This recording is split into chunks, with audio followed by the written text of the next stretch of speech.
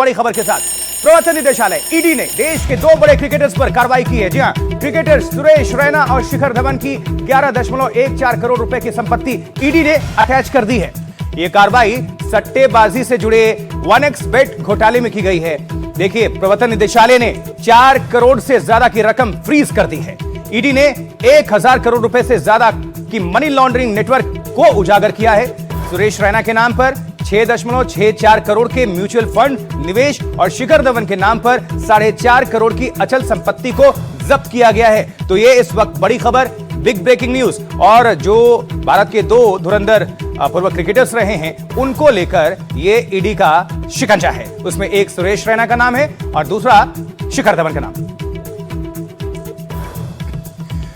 और ज्यादा जानकारी के लिए हम आप सभी को लिए चलेंगे अपने सहयोगी के पास। मुकेश सिंह सेंगर हमारे साथ, हमारे संवाददाता जुड़ चुके हैं। मुकेश, क्या आप कुछ पूरी जानकारी दर्शकों को कर दीजिए अपडेट।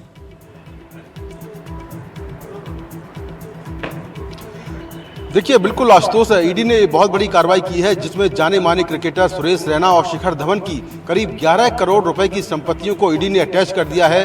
दरअसल इन पर आरोप ये है कि इन लोगों ने 1xBet ऐप को प्रमोट किया और ये जो लीगल बैटिंग ऐप है इसको पहले ही भारत सरकार बैन कर चुकी थी। इन पर एलिगेशन ये है कि इस ऐप को प्रमोट करने के बहाने इलीगल तरीके से इनके पास पैसा आया और ये पैसा जो है विदेश से रूट किया गया और ये पैसा अलग अलग चैनलों के जरिए इन तक पहुंचा। और ईडी के मुताबिक जो पैसा इनको इस 1xBetting ऐप से मिला है वो पैसा इलीगल है और ईडी इसको प्रोसीड ऑफ क्राइम यानी कि अपराध की आय से कमाया गया जो पैसा है वो मानती है। इसीलिए इनकी जो प्रॉपर्टियां हैं उनको अटैच किया गया है।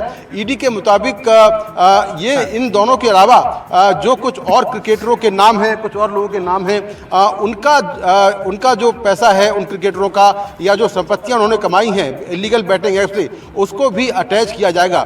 इसके पहले भी ईडी शिखर धवन और सुरेश रैना से पूछताछ कर चुकी है। तो ये बड़ी कार्रवाई की है ईडी ने जिसमें दोनों क्रिकेटरों की जो संपत्तियां हैं उनको ईडी ने अटैच कर दिया है। जी बिल्कुल, और तमाम इसके पहले भी क्रिकेटर्स चंगुल में फंस चुके हैं। मुकेश, गौरतलब हो कि कई क्रिकेटर्स का नाम सामने आ चुका है। ऐसे में क्रिकेटर्स की जो परेशानी है और खासकर जो इस तरह के जो ऐप्स हैं और जो भी इस तरह की चीजें हैं जिनमें इन्वॉल्वमेंट होती है, ये आगे आने वाले क्रिकेटर्स के लिए भी एक कहीं ना कहीं एक सबक भी हो सकता है।